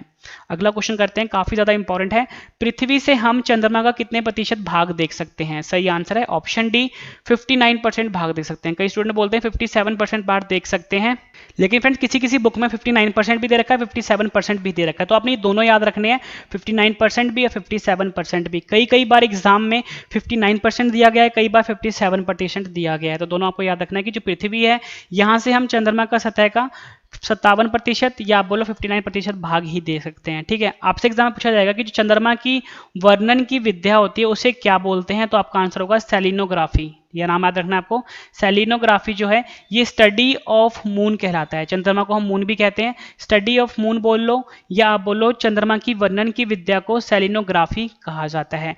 आपसे फ्रेंड्स एग्जाम में क्वेश्चन पूछा जाता है, आप सभी को पता होना चाहिए सबसे पहले कि जो चंद्रमा होता है इसकी खुद की रोशनी नहीं होती, खुद नहीं चमकता, ये सूर्य की रोशनी से चमकता है। ठीक है, सूर्य की रोशनी इस पर पड़ती है, फिर ये रोशनी हमारी पृथ्वी पे आती है। तो आपसे पूछा जाएगा कि जो चंद्रमा से जो रोशनी आती है पृथ्वी के ऊपर कितने समय में पहुंचती है? तो आपका आंसर होगा 1.28 सेकेंड, यानी कि 1.28 सेकेंड, मतलब 1.5 सेकेंड से भी कम समय लगता है जो चंद्रमा से पृथ्वी पर रोशनी आती है। और चंद्रमा की ये खुद की रोशनी नहीं होती, ये आपने ध्यान रखना है, ये परावर्तित किरणें होती हैं सूर्य की, यानी रिफ्लेक्टेड रेज होती हैं सन की, ये आपने ध्यान रखना है। ये तो फ्रेंड्स बात हो गई चंद्रमा की। आपसे एग्जाम में क्वेश्चन पूछा जाता है कि जो सूर्य से रोशनी आती है पृथ्वी के ऊपर वो कितने समय में पहुंचती है? आपका आंसर होगा 8 मिनट 20 सेकंड। कहीं कहीं पे आपको 8 मिनट 16 सेकंड भी देंगे, कहीं कहीं पे आपको 8 मिनट 18 सेकंड भी देंगे। तो आपको याद रखना है 8 minute 20 second, 8 minute 16 second, 8 minute 18 second, ये अप्रॉक्स वैल्यू होती है, मतलब अप्रॉक्सीमेट वैल्यू होती है। तो आपको याद होना चाहिए कि 8 मिनट के बाद जो भी आपको ऑप्शन मिलेगा, ठीक है, 15 से लेके 20 सेकंड के बीच में, 8 मिनट तो दिया होगा, 15 से 20 सेकंड में जो दिया होगा आपको वो आपको टिक मारना है अपने एग्जाम में। ठीक है, इंपॉर्टेंट क्वेश्चन है, एग्जाम में पूछा गया क्वेश्चन है। अगला क्वेश्चन कर लेते हैं, मनुष्य रक्त के आरबीसी का जीवन काल कितना होता है? सही आंसर है इसका ऑप्शन सी 120 दिन का जीवन काल होता है आरबीसी का। और आरबीसी का फुल फॉर्म मैंने आपको बताया था, रेड ब्लड सेल बोलते हैं, या बोल लो लाल रक्त कोशिका बोल लो। ठीक है, और इसका साइंटिफिक नेम सबसे ज्यादा जरूरी है, वो है एरिथ्रोसाइट। ये आपको याद रखना है, एरिथ्रोसाइट। हिंदी में भी लिख देता हूं आपके लिए, एरिथ्रोसाइट जो है ये वैज्ञानिक नेम है, या आप बोलो साइंटिफिक नेम है आरबीसी का। ठीक है, और फ्रेंड जो डब्ल्यूबीसी होता है इसका जो फ्रेंड जीवन काल होता है ये 12 से लेके 20 दिन तक होता है। फ्रेंड देखो 12 से 20 दिन तक इसलिए होता है कि जो डब्ल्यूबीसी होता है इसके भी कई टाइप्स हैं आगे, एक टाइप का डब्ल्यूबीसी में कई टाइप होता है, इसलिए इसका जो लाइफ स्पैन होता है यानी कि जीवन काल होता है 12 से 20 दिन का होता है। ज़्यादातर आपसे आरबीसी का पूछा जाता है एग्जाम में। ठीक है, अगला क्वेश्चन कर लेते हैं, ध्वनि की तीव्रता का मात्रक क्या होता है? सही आंसर है इसका ऑप्शन सी डेसिबल। जो डेसिबल है ये ध्वनि की तीव्रता का मात्रक कहलाता है। ठीक है, और फ्रेंड्स ये जो डेसिबल है इसको हम डीबी से लिखते हैं। आपसे एग्जाम में पूछा जाएगा डेसिबल को कैसे लिखते हैं? डी, छोटा डी बड़ा बी, इसको हम कहते हैं डेसिबल। और ध्वनि की तीव्रता को मापने का मात्रक है डेसिबल, याद रखना है आपको। आपसे फ्रेंड्स ये पूछा जाएगा जो हमारे कान होते हैं, ठीक है, कान जो होते हैं, इसके सुनने की जो क्षमता होती है, या बोलो जो हेयरिंग रेंज होता है वो कितना होता है, तो आपका आंसर होगा जो हमारे कान होते हैं इसकी सुनने की जो ऑडियोबल रेंज होता है, सुनने की जो क्षमता होती है वो 20 हर्ट्ज से लेके, याद रखना है आपको, 20 हर्ट्ज से लेके 20,000 हर्ट्ज तक होता है। ठीक है, कितना बताया मैंने आपको, 20 हर्ट्ज से लेके 20,000 हर्ट्ज तक होता है। अगला क्वेश्चन करते हैं, काफी बार एग्जाम में पूछा गया है, हमारे हृदय का औसतन वजन कितना होता है। सही आंसर है इसका, कुछ स्टूडेंट बोलेंगे 350 ग्राम, कुछ बोलेंगे 300 ग्राम, कुछ बोलेंगे 250 से 350 ग्राम। मैं कहता हूं उपयुक्त सभी, क्योंकि हर बार एग्जाम में अलग अलग ऑप्शंस दिए गए हैं। 350 ग्राम भी दिया गया है, 300 ग्राम भी दिया गया है, 320 ग्राम भी दिया गया है। तो आपको याद रखना है जो हमारा हृदय होता है उसका वजन ना 250 से लेके 350 ग्राम के बीच में होता है। ठीक है, तो आपको ऑप्शन में कभी भी अगर आपको 280 ग्राम भी दे दें या 300 ग्राम दे दें या 350 ग्राम दे दें तो सभी सही है। इसलिए मैंने आपको बताया तीनों आंसर सही है, क्योंकि तीनों ऑप्शंस एग्जाम में दिए गए हैं। आपसे पूछा जाता है कि जो हमारा हृदय है, जिसे कि हम हार्ट भी कहते हैं, ठीक है, जिसे कि हम दिल भी कहते हैं, पूछा जाएगा कि कितने चैम्बर होते हैं, यानी कितने कोष्टक होते हैं हमारे हृदय में। आपका आंसर होगा 4 कोष्टक होते हैं। ठीक है, एक इंपॉर्टेंट क्वेश्चन पूछा जाता है कि जो हमारा हृदय होता है 1 मिनट में कितनी बार धड़कता है, 72 बार धड़कता है। ठीक है, एक सबसे ज्यादा इंपॉर्टेंट क्वेश्चन कि जो हमारा हृदय होता है वो जब धड़कता है, ठीक है, एक बार धड़केगा, जब दूसरी बार धड़केगा, उसके बीच में का समय का अंतराल कितना होता है। क्या बताया मैंने आपको, जो हमारा हृदय धड़क रहा है एक बार, इसके बीच में जो सब समय का अंतराल होता है वो कितना होता है, तो आपका आंसर होगा 0.8 सेकंड का समय का अंतराल होता है। ये आपने ध्यान रखना है, इंपॉर्टेंट क्वेश्चन है। अगला क्वेश्चन करते हैं, अगला क्वेश्चन है हमारा। और फ्रेंड्स देखो यहाँ पे तो बात हुई थी हृदय के वजन की। अगर आपसे फ्रेंड्स पूछा जाए एग्जाम में कि जो हमारा मस्तिष्क होता है उसका वजन कितना होता है, तो जो हमारा मस्तिष्क होता है उसका वजन होता है 1300 से लेके 1400 ग्राम। ज़्यादातर आपको एग्जाम में 1350 ग्राम देंगे कि हमारे मस्तिष्क का वजन होता है, यानी हमारे ब्रेन का वजन होता है। ठीक है, इंपॉर्टेंट रहेगा। अगला क्वेश्चन कर लेते हैं, मनुष्य में रक्त का शुद्धिकरण किस अंग द्वारा होता है, तो सही आंसर है ऑप्शन सी, किडनी। किडनी को हम हिंदी में वृक्क भी कहते हैं। ठीक है, और किडनी के द्वारा मनुष्य में जो रक्त होता है उसका शुद्धिकरण होता है। ठीक है, ये क्वेश्चन भी एग्जाम में पूछा गया है। नेक्स्ट क्वेश्चन है हमारा, प्रोटॉन की खोज किस वैज्ञानिक ने की थी, तो सही आंसर है ऑप्शन सी, रदरफोर्ड। जो रदरफोर्ड वैज्ञानिक थे इन्होंने प्रोटॉन की खोज करी थी। और फ्रेंड्स ये जो प्रोटॉन होता है, प्रोटॉन के ऊपर आपने ध्यान रखना है कि प्लस का साइन होता है, यानी पॉजिटिव होता है, प्लस होता है प्रोटॉन। और प्रोटॉन की खोज किसने करी थी, रदरफोर्ड ने करी थी। फ्रेंड्स कभी कभी क्या होता है कि आपको ऑप्शन में रदरफोर्ड नहीं देंगे, आपको गोल्डस्टीन का नाम दे देंगे। ठीक है, गोल्डस्टीन वैज्ञानिक का नाम दे देंगे, तब आपने गोल्डस्टीन पर टिक मारना है। लेकिन जो प्रोटॉन की खोज असल में करी थी रदरफोर्ड ने करी थी, लेकिन गोल्डस्टीन ने H पॉजिटिव के बारे में बताया था। जो H पॉजिटिव होता है ये एक्चुअल में प्रोटॉन ही होता है, लेकिन उसने प्रोटॉन को अच्छे से एक्सप्लेन नहीं किया था, इसलिए प्रोटॉन का जो खोज है वो उसका श्रेय रदरफोर्ड को जाता है। ठीक है, और फिर ये जो प्रोटॉन है मैंने आपको बताया इस पे पॉजिटिव चार्ज होता है, यानी प्लस चार्ज होता है, और इसका जो फ्रेंड्स वैल्यू होता है प्रोटॉन का वो होता है 1.6 इंटू 10 की पावर -19 कूलम्ब। ठीक है, और मैंने आपको पीछे बताया था कि जो इलेक्ट्रॉन होता है उस पर सिर्फ चार्ज होता है माइनस का, और उसकी वैल्यू होती है -1.6 इंटू 10 की पावर -19 कूलम्ब। ये आपको याद रखना है, इंपॉर्टेंट क्वेश्चन है। नेक्स्ट क्वेश्चन कर लेते हैं, न्यूट्रॉन की खोज किस वैज्ञानिक ने की थी, सही आंसर है ऑप्शन सी, जेम्स चैडविक वैज्ञानिक जो थे इन्होंने न्यूट्रॉन की खोज करी थी। और फ्रेंड्स ये जो न्यूट्रॉन है मैंने आपको बताया था कि जो परमाणु होता है, जो कि एटम होता है, इसके अंदर 3 चीजें होती हैं। एक होता है प्रोटॉन जिसके ऊपर प्लस चार्ज होता है, दूसरा होता है इलेक्ट्रॉन जिसके ऊपर नेगेटिव चार्ज होता है, और तीसरा होता है न्यूट्रॉन। ठीक है, जिसके ऊपर कोई चार्ज नहीं होता। आपने ध्यान रखना है कि न्यूट्रॉन के ऊपर कोई चार्ज नहीं होता। ठीक है, नो चार्ज। और न्यूट्रॉन की खोज करी थी जेम्स चैडविक वैज्ञानिक ने। ध्यान रखना है आपने, प्रोटॉन पे प्लस का साइन होता है, इलेक्ट्रॉन पे माइनस का साइन होता है, और जो न्यूट्रॉन होता है उस पर कोई चार्ज नहीं होता। अगला क्वेश्चन है, अम्लीय वर्षा का मुख्य घटक क्या होता है, सही आंसर है ऑप्शन सी, उपयुक्त सभी, यानी कि नाइट्रोजन डाइऑक्साइड और सल्फर डाइऑक्साइड जो होता है ये अम्लीय वर्षा का मुख्य घटक होता है। नाइट्रोजन डाइऑक्साइड को हम NO2 से लिखते हैं, सल्फर डाइऑक्साइड को हम SO2 से लिखते हैं। ठीक है, NO2 होता है नाइट्रोजन डाइऑक्साइड, SO2 होता है सल्फर डाइऑक्साइड।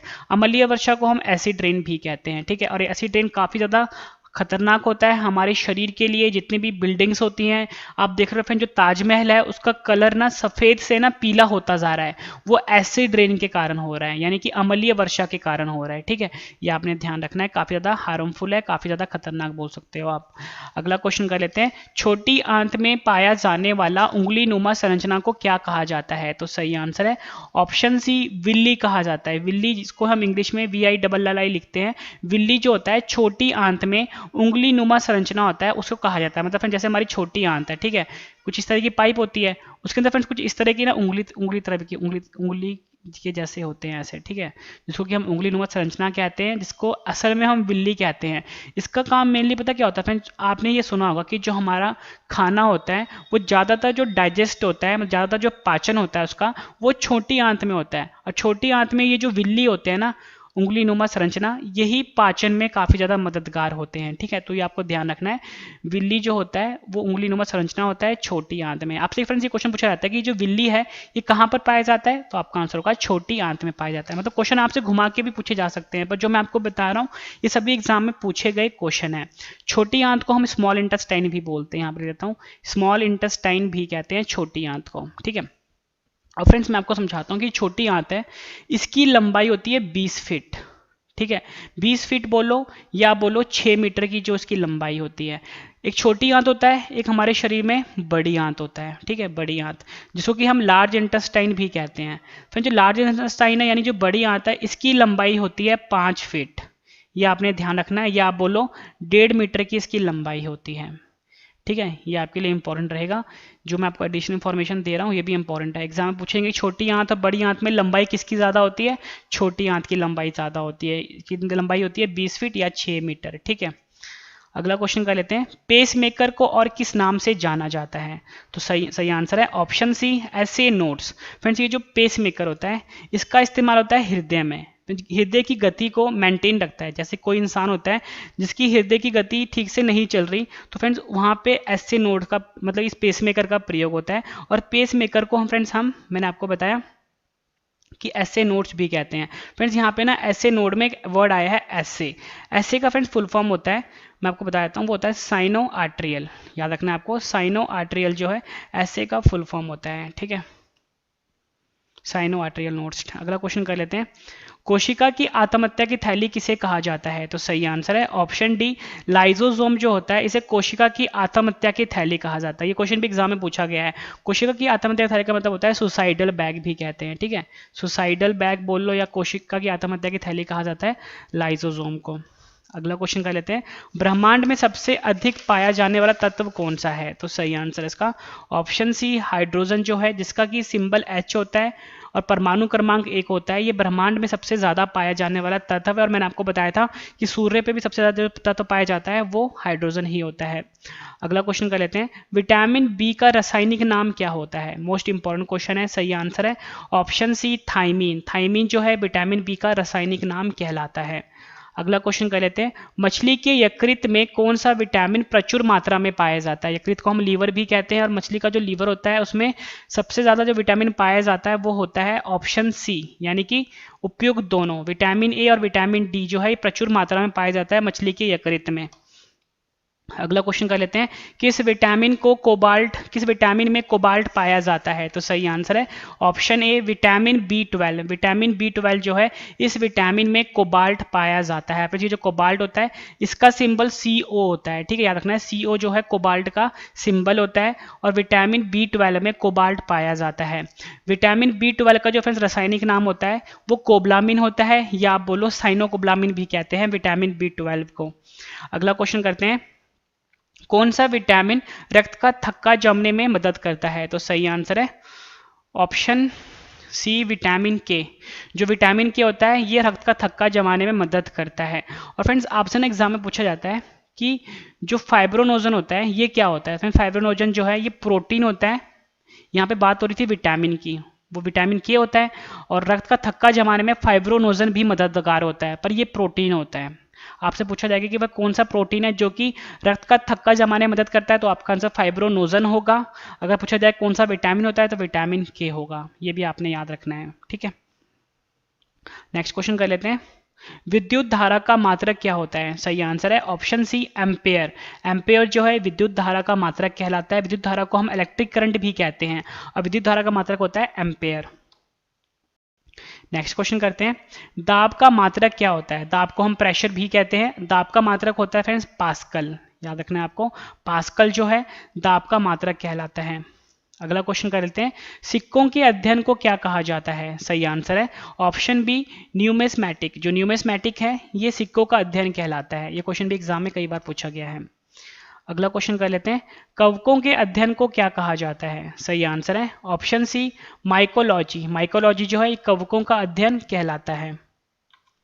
अगला क्वेश्चन कर लेते हैं, कोशिका सिद्धांत का प्रतिपादन किस वैज्ञानिक ने किया था? आंसर है ऑप्शन बी स्लाइडेन और शवान। जो स्लाइडेन और शवान वैज्ञानिक थे, इन्होंने कोशिका सिद्धांत का प्रतिपादन किया था। इंपॉर्टेंट रहेगा।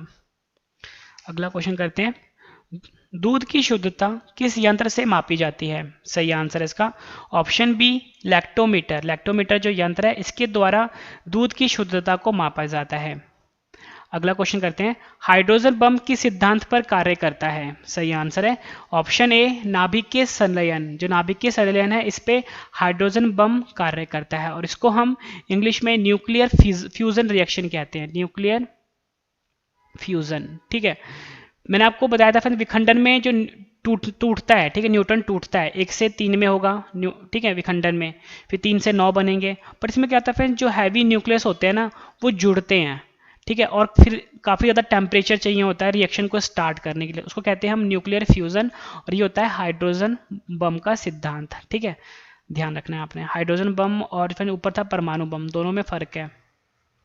अगला क्वेश्चन कर लेते हैं, ज्योति तीव्रता का मात्रक क्या होता है? सही आंसर है ऑप्शन बी कैंडेला। जो कैंडेला है ये ज्योति तीव्रता का मात्रक होता है। ज्योति तीव्रता को हम ल्यूमिनस इंटेंसिटी भी कहते हैं, ठीक है। अगला क्वेश्चन कहते हैं, कोशिका के अंदर ऊर्जा का निर्माण किसके द्वारा होता है? सही आंसर है ऑप्शन डी माइटोकॉन्ड्रिया। माइटोकॉन्ड्रिया के द्वारा कोशिका के अंदर ऊर्जा का निर्माण होता है, एटीपी की फॉर्म में होता है, ठीक है। एटीपी का फुल फॉर्म होता है एडिनोसाइन ट्राइफॉस्फेट, ठीक है। और फ्रेंड्स यहाँ पे ना मैंने बताया था कि ज्योति तीव्रता का मात्रक क्या होता है, कैंडेला होता है एसआई में, और वैसे ल्यूमन भी होता है, ठीक है, ल्यूमन भी होता है, लेकिन यहाँ पे एसआई की बात हो रही थी, वो कैंडेला होता है। नेक्स्ट क्वेश्चन कर लेते हैं, वायुमंडल की आर्द्रता किस यंत्र के द्वारा मापी जाती है? तो सही आंसर है ऑप्शन सी हाइग्रोमीटर। हाइग्रोमीटर जो यंत्र है, आपने हाइड्रो नहीं लिखना फ्रेंड्स, यहाँ पे हाइग्रोमीटर की बात हो रही है, इसके द्वारा वायुमंडल की आर्द्रता को मापा जाता है, ठीक है। और बैरोमीटर के द्वारा हम दाब को मापते हैं। आखिरी क्वेश्चन कर लेते हैं इस वीडियो का, इसके बाद आपके लिए रिविजन है। छिली हुई सब्जियों को धोने से कौन सा विटामिन निकल जाता है? तो सही आंसर है इसका ऑप्शन ये जो है विटामिन सी। विटामिन सी जो है छिली हुई सब्जी को धोने से ये वाला विटामिन निकल जाता है। विटामिन सी जो है फ्रेंड, इसका जो रासायनिक नाम यानी साइंटिफिक नेम है वो एस्कॉर्बिक अम्ल है, ठीक है। एस्कॉर्बिक एसिड बोल लो या एस्कॉर्बिक अम्ल है विटामिन सी का रासायनिक नाम। फ्रेंड्स मैंने आपको ये 52 क्वेश्चन करवाए। मैंने आपको बताया था फ्रेंड्स जब सभी क्वेश्चन करवा दूंगा उसके बाद सभी क्वेश्चन एक बार फिर से रिवीजन भी करवा दूंगा, ताकि फ्रेंड्स आपको सभी क्वेश्चन इसी वीडियो में अच्छे से समझ में आ जाए। फ्रेंड्स सबसे बेहतरीन तरीका होता है कि पहले आप पढ़ो, उसके बाद रिवीजन करो और उसके बाद टेस्ट दे दो। तो मैं आपको उसी बेहतरीन तरीके से पढ़ा रहा हूं। पहले मैंने आपको पढ़ाया है, अब मैं आपको रिवीजन करवा रहा हूं, इसके बाद मैंने आपके लिए इन सभी क्वेश्चन का ऑनलाइन टेस्ट रखा है। सबसे बेहतरीन तरीका है। और फ्रेंड्स अगर आपको वीडियो पसंद आ रही है फ्रेंड्स वीडियो को लाइक जरूर करिए। मेरा पढ़ाया हुआ पसंद आ रहा है, मेरे कंटेंट पसंद आ रहा है, जो मैं आपके लिए क्वेश्चंस लेकर आया हूं वो आपको पसंद आ रहा है, तो वीडियो को लाइक जरूर करिएगा। कम से कम 10 फ्रेंड के साथ शेयर भी जरूर करिएगा। तो चलो स्टार्ट करते हैं रिवीजन पहले क्वेश्चन से।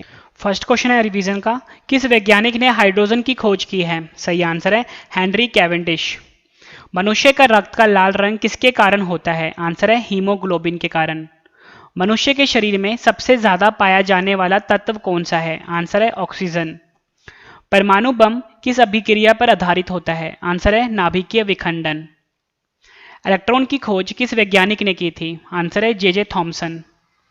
किस तापमान पर पानी का घनत्व सबसे अधिक होता है? आंसर है 4 डिग्री सेल्सियस। किस गैस को हास्य गैस भी कहते हैं? आंसर है नाइट्रस ऑक्साइड। सौर विकिरण किसके द्वारा मापा जाता है? आंसर है पायरोमीटर। प्रकाश संश्लेषण में पौधों द्वारा किस गैस का उपयोग होता है? आंसर है कार्बन डाइऑक्साइड। किस तत्व का परमाणु क्रमांक तथा परमाणु भार दोनों एक समान होता है? आंसर है हाइड्रोजन। रक्त संचार की प्रणाली का पता सबसे पहले किस वैज्ञानिक ने लगाया था? आंसर है विलियम हार्वे। मानव शरीर का कौन सा अंग पित्त को उत्पन्न करता है? आंसर है यकृत। मनुष्य के लार में कौन सा एंजाइम पाया जाता है? आंसर है टॉयलिन। एक्सरे का आविष्कार किस वैज्ञानिक ने किया था? आंसर है रोंटगन। शुष्क बर्फ क्या होता है? आंसर है ठोस कार्बन डाइऑक्साइड। शुद्ध जल का पीएच मान कितना होता है? आंसर है 7। रक्त दाब किस यंत्र द्वारा मापा जाता है? आंसर है स्फिग्मोमैनोमीटर।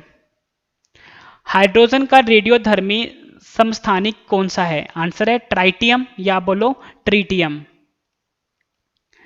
ग्लोबल वार्मिंग से में मुख्यतः कौन सी गैस निम्न में से उत्तरदायी है? आंसर है कार्बन डाइऑक्साइड। कार्बन का सर्वाधिक शुद्ध रूप कौन सा होता है? आंसर है हीरा। मनुष्य के शरीर में सबसे कठोर तत्व कौन सा होता है? आंसर है इनेमल जबड़ा। मनुष्य के जीवन काल में कितने दांत 2 बार उगते हैं? आंसर है 20। कमरे में रखे रेफ्रिजरेटर का दरवाजा खोलने से कमरे के तापमान पर क्या प्रभाव पड़ता है? आंसर है तापमान बढ़ जाता है कमरे का। सिंदूर का रासायनिक नाम क्या होता है? आंसर है मर्क्यूरिक सल्फाइड। दही का खट्टापन किस अम्ल की उपस्थिति के कारण होता है? आंसर है लैक्टिक अम्ल। पृथ्वी से हम चंद्रमा का कितने प्रतिशत भाग देख सकते हैं? आंसर है 59%। मनुष्य रक्त के आरबीसी का जीवन काल कितना होता है? आंसर है 120 दिन का। ध्वनि की तीव्रता का मात्रक क्या होता है? आंसर है डेसिबल। हमारे हृदय का औसतन वजन कितना होता है? आंसर है 350 ग्राम, 300 ग्राम, 250, 350 ग्राम। ये तीनों वैल्यू याद रखनी है। 250 से 350 के बीच में कोई भी वैल्यू होते हैं वो सही होंगे।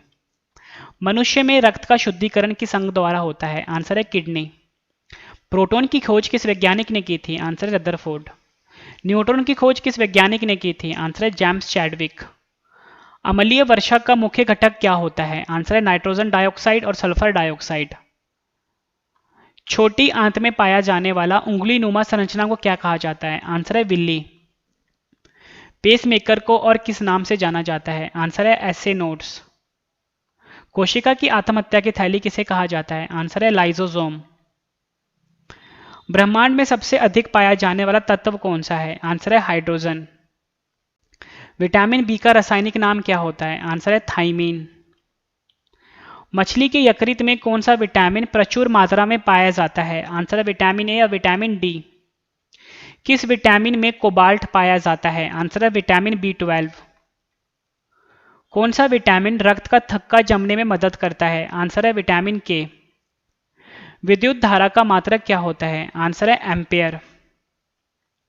दाब का मात्रक क्या होता है? आंसर है पास्कल। सिक्कों के अध्ययन को क्या कहा जाता है? आंसर है न्यूमिस्मैटिक। कवकों के अध्ययन को क्या कहा जाता है? आंसर है माइकोलॉजी। कोशिका सिद्धांत का प्रतिपादन किस वैज्ञानिक ने किया था? आंसर है श्लाइडेन और शवान।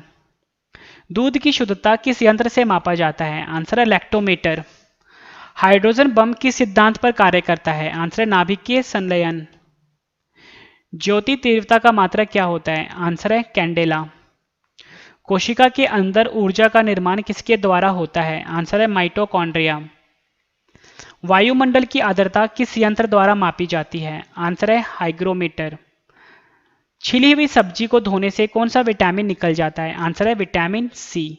फ्रेंड्स मैंने आपको ये 52 क्वेश्चन करवाए, उसके बाद 52 क्वेश्चन मैंने आपको रिवीजन भी करवा दिया। अब मैंने आपके लिए इन सभी क्वेश्चन का ऑनलाइन टेस्ट रखा है। फ्रेंड्स सबसे बेहतरीन तरीके से पढ़ा रहा हूँ।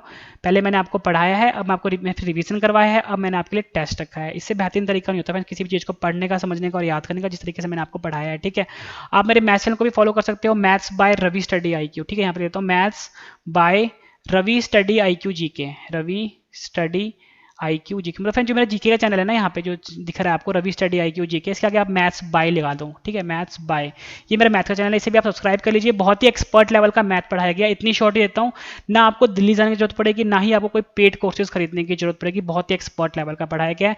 आप मुझसे टेलीग्राम पे, फेसबुक पे, इंस्टाग्राम पे भी जुड़ सकते हो, रवि स्टडी IQ GK नाम से है। तो फ्रेंड्स हम टेस्ट स्टार्ट करते हैं। और फ्रेंड्स ये जो टेस्ट है बिल्कुल अलग तरीके का है। सही जवाब जो होगा सिर्फ आपने अपने दिमाग में सोचना है, कहीं पर लिखना नहीं है आपने, ना ही मुझे कमेंट करके बताना है, बस दिमाग में सोचना है सही आंसर क्या होगा। जैसे मैं आपसे क्वेश्चन पूछूंगा, कमेंट करके आपने अपना स्कोर बताना है कि आपका स्कोर 52 में से कितना रहा है, मतलब कितने क्वेश्चन आपको इस वीडियो में याद हुए, कितने क्वेश्चन आपके सही हुए हैं। ठीक है, तो स्टार्ट करते हैं टेस्ट, और टेस्ट के लिए आपको all the best. First question है टेस्ट का, किस वैज्ञानिक ने हाइड्रोजन की खोज की है? 4 ऑप्शन हैं आपकी स्क्रीन के ऊपर, सही जवाब आपने अपने दिमाग में सोचना है। मनुष्य का रक्त का लाल रंग किसके कारण होता है? 4 ऑप्शन हैं आपके पास। मनुष्य के शरीर में सबसे ज्यादा पाया जाने वाला तत्व कौन सा है? 4 ऑप्शंस आपकी स्क्रीन के ऊपर हैं। नेक्स्ट क्वेश्चन है, परमाणु बम किस अभिक्रिया पर आधारित होता है? 4 ऑप्शंस हैं आपके पास। नेक्स्ट क्वेश्चन करते हैं, इलेक्ट्रॉन की खोज किस वैज्ञानिक ने की थी? 4 ऑप्शंस आपकी स्क्रीन के ऊपर हैं, सही जवाब आपने अपने दिमाग में सोचना है और अपना स्कोर जरूर बताना है कि 52 में से कितना स्कोर रहा है आपका। वीडियो कैसी लगी है फ्रेंड्स आपने ये भी जरूर बताना है कमेंट करके। ठीक है, किस तापमान पर पानी का घनत्व सबसे अधिक होता है? 4 ऑप्शंस आपकी स्क्रीन के ऊपर हैं। किस गैस को हास्य गैस भी कहते हैं? नेक्स्ट क्वेश्चन करते हैं, सौर विकिरण द्वारा सौर विकिरण किसके द्वारा मापा जाता है? 4 ऑप्शन हैं आपके पास, सही जवाब आपने अपने दिमाग में सोचना है। नेक्स्ट क्वेश्चन कर लेते हैं, प्रकाश संश्लेषण में पौधों द्वारा किस गैस का उपयोग होता है? 4 ऑप्शन हैं आपकी स्क्रीन के ऊपर। किस तत्व का परमाणु क्रमांक तथा परमाणु भार दोनों एक समान होता है? रक्त संचार की प्रणाली का पता सबसे पहले किस वैज्ञानिक ने लगाया था?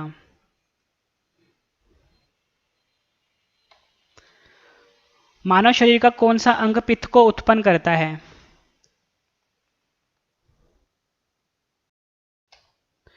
मनुष्य के लार में कौन सा एंजाइम पाया जाता है? एक्सरे का आविष्कार किस वैज्ञानिक ने किया था? शुष्क बर्फ क्या होता है? 4 ऑप्शंस आपकी स्क्रीन के ऊपर हैं। फ्रेंड्स वीडियो कैसी लगी है आपने ये जरूर बताना है कमेंट करके। ठीक है, शुद्ध जल का पीएच मान कितना होता है? रक्तदाब किस यंत्र द्वारा मापा जाता है? हाइड्रोजन का रेडियोधर्मी समस्थानिक कौन सा है? ग्लोबल वार्मिंग में मुख्यतः कौन सी गैस निम्न में से उत्तरदायी है?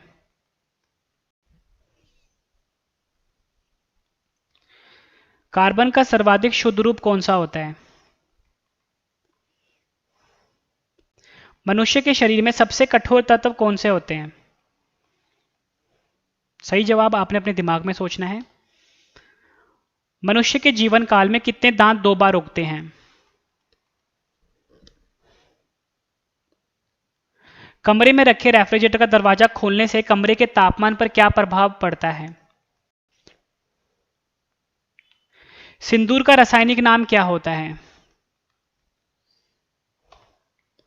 दही का खट्टापन किस अम्ल की उपस्थिति के कारण होता है?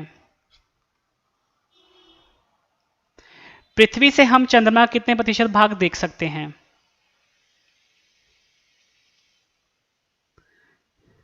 मनुष्य रक्त के आरबीसी का जीवन काल कितना होता है? 4 ऑप्शंस आपकी स्क्रीन के ऊपर हैं, सही जवाब आपने अपने दिमाग में सोचना है और अपना कमेंट करके स्कोर बताना है कितना रहा 52 में से। ध्वनि की तीव्रता का मात्रक क्या होता है? हमारे हृदय का औसतन वजन कितना होता है? मनुष्य में रक्त का शुद्धिकरण किस अंग द्वारा होता है? प्रोटॉन की खोज किस वैज्ञानिक ने की थी? न्यूट्रॉन की खोज किस वैज्ञानिक ने की थी? अम्लीय वर्षा का मुख्य घटक क्या होता है? छोटी आंत में पाया जाने वाला उंगली नुमा संरचना को क्या कहा जाता है? पेसमेकर को और किस नाम से जाना जाता है? कोशिका की आत्महत्या की थैली किसे कहा जाता है? ब्रह्मांड में सबसे अधिक पाया जाने वाला तत्व कौन सा है? विटामिन बी का रासायनिक नाम क्या होता है? मछली के यकृत में कौन सा विटामिन प्रचुर मात्रा में पाया जाता है? किस विटामिन में कोबाल्ट पाया जाता है? कौन सा विटामिन रक्त का थक्का जमने में मदद करता है?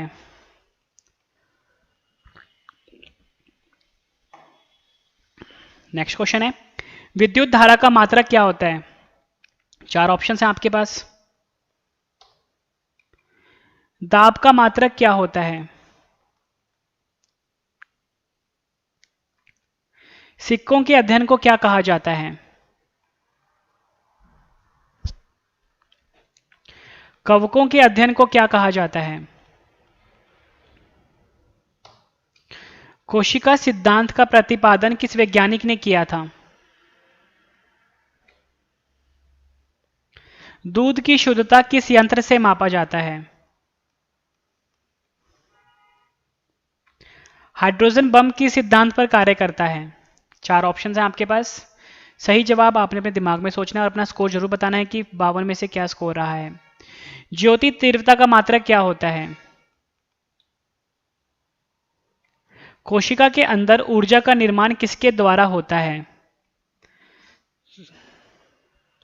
वायुमंडल की आर्द्रता किस यंत्र द्वारा मापी जाती है? आखिरी क्वेश्चन है हमारा, छिली हुई सब्जी को धोने से कौन सा विटामिन निकल जाता है? 4 ऑप्शन हैं आपके पास। सही जवाब आपने दिमाग में सोचना है। 52 में से आपका स्कोर कितना रहा है? वीडियो कैसी लगी आपने कमेंट करके जरूर बताना है। आप मेरे मैथ्स चैनल को फॉलो कर लीजिए, maths by Ravi study IQ GK, बहुत ही एक्सपर्ट लेवल का पढ़ाया गया है मैथ्स। आप मेरे टेलीग्राम को, फेसबुक को, इंस्टाग्राम चैनल को फॉलो कर सकते हो, रवि स्टडी IQ। वीडियो पसंद आई होगी, वीडियो पसंद आई तो वीडियो को लाइक जरूर करिए, कम से कम फ्रेंड 10 फ्रेंड के साथ शेयर भी जरूर करिए, ताकि फ्रेंड्स और भी जो स्टूडेंट्स हैं उनको भी इस वीडियो से काफ़ी ज़्यादा हेल्प मिल जाए। जीके मैंने अपने चैनल पे ऑलमोस्ट कंप्लीट करवा दिया है हर एग्जाम के लिए, ठीक है, और डेली नई वीडियोस आ रही हैं। आप चैनल को सब्सक्राइब कर लीजिए ताकि नेक्स्ट वीडियो की नोटिफिकेशन आपको मिल जाए। तो फ्रेंड्स अब हम मिलते हैं नेक्स्ट वीडियो में। Thank you and wish you all the best.